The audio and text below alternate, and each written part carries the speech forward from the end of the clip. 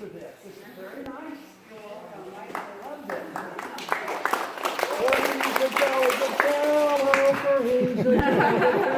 Oh, you are. He's like Charlie.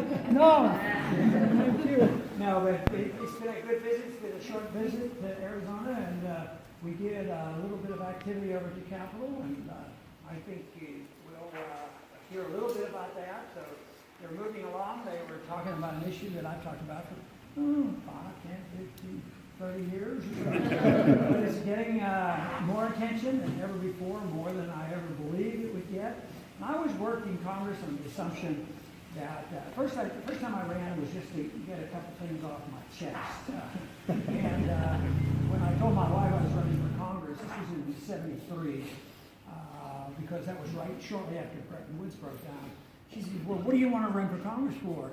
And I said, well, I want to get a couple things off my chest. She says, yeah, but she says it's such a dangerous thing to do. I said, what do you mean dangerous? She said, you know you can get elected. Well, I guarantee you that wasn't the goal, that wasn't the purpose, it wouldn't happen because I wasn't going to play that game. So accidents happen. I ended up with a sentence. They sent me to Washington. And I figured, well, they probably didn't know what I was all about. This was an accident, and I'm up here. So I figured, well, I'll fool them. I'm going to vote exactly like I said I would, exactly what I think the Constitution said. They'll never reelect me then. So I did that, and it didn't work. I kept getting reelected, and people wanted to hear a straight story. So, and then it was a lonely fight. There weren't too many, when I went there, nobody even heard the word libertarian, in the 70s. So it was lonely, even though my goal was to work cordially with anybody and everybody that would talk about ideas, thinking it was only an ideological battle going on. But as time went on, I kept thinking, well, what am I doing here?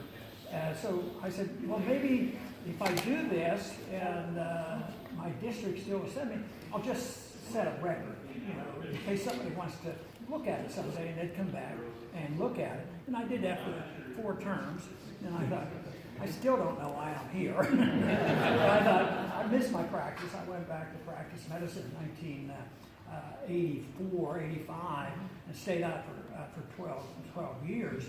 And I thought, well, in that 94, I thought maybe, which was a mistake, that the Republicans were going to wake up and become constitutionalists. It didn't seem to happen. But I went back anyway and did my best. And then I thought, well, then people started asking me about running for another office. And, that doesn't sound like a too reasonable thing to do, but I decided then I would go and run for office, never with the thought that there would be anything more ever than a record being made in a congressional district that would put up with me and my independence and talking about the Constitution and the Federal Reserve and all those things that most people consider rather silly.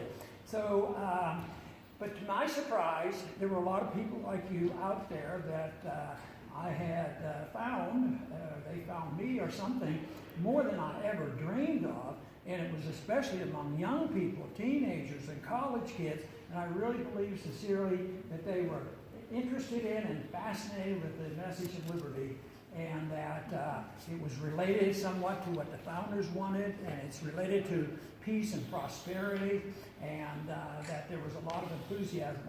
So that reception there was very encouraging to me that, if somebody gives them this information, it can be helpful. And I'm more optimistic now than ever, not with Washington. Never did go there thinking I would change Washington. And that's why when people ask me, how did you stand it? Weren't you awful frustrated? I said, never got frustrated with it. I just had real low expectations. So I didn't think I was going to change the world a bit. Politically, it didn't happen. But I hope I contributed a little bit to get the enthusiasm built for what sound government is all about. And to me, it's not complicated. It's very simple. The founders had a pretty good idea of what it was, and that was ask the question, what should the role of government be? And the role of government is very precise. It should be to protect liberty. It's not to make you safe and secure and provide everything in the world for individuals. That's your responsibility, individual responsibility. And that to me is a question that never seems to get asked, because if you say yes, the government should be very limited, that takes a lot of revamping in Washington. And there's the people there, our numbers may be growing, but the people in Washington just hunker down. The more threatened they get, the tighter they are about maintaining their power. And that's what they're doing, and that's what you should expect, because this system is very fragile and it can get very violent. I think we're going to have economic problems, and I think the blowback from a foreign policy that makes no sense is going to continue to haunt us. But I think the precipitating event will probably be the panic, an economic panic, which will be greater than what happened in 2009. And then there will be a need for a revamping. So that's why I do go out and still talk to a lot of campuses. I come to Arizona and say, please pay attention, please spread the message, because the more of you there are around to promote ideas, the better off it's going to be. Congress is always a reflection of ideas, and it isn't really partisan. There's no Republicans and Democrat differences. They're all endorsing the idea of interventionism in our life, interventionism in the economy, and interventions overseas. And they've all accepted the Keynesian model, but it's coming to an end. It's going to be chaotic, and our job as individuals, if we care, is to provide that answer. And Leonard Read was a friend of mine who started the Fee Foundation, and he says, your first responsibility, was his instruction, was improve yourself. You know, study, understand, make yourself available, and something will come along where you can participate in spreading this message. And in my sort of modest fashion, that's what I've tried to do, and I encourage other people to do it. And I have been amazed when I go around the country, how many people started their own organizations. It's fantastic and what is happening. So there's a lot of reasons to be optimistic. And I think it's going to be a big event. I talked at the rally today and described how liberty has created great wealth in this country from the time of our founding and the Industrial Revolution in 200-300 years. Most of the wealth of the world has been developed in that short period of time. We have learned very well how to use freedom to produce goods and services that make us live better. But we haven't done a very good job in demonstrating how you improve the relationship between people, you know, to be more peaceful. And that's probably a bigger job. And that, to me, is not a complicated problem, because I think everybody can come together if they accept one law, and that is the law of non-aggression. Do not commit aggression against your fellow man. And governments be held to the same rules. The governments aren't allowed to do anything. I'm optimistic because I think in terms of long time, the Earth and the Moon and the stars is about 4.5 billion years old, and yet everything we see is a couple hundred years old. So why isn't it the human race can't advance to another stage?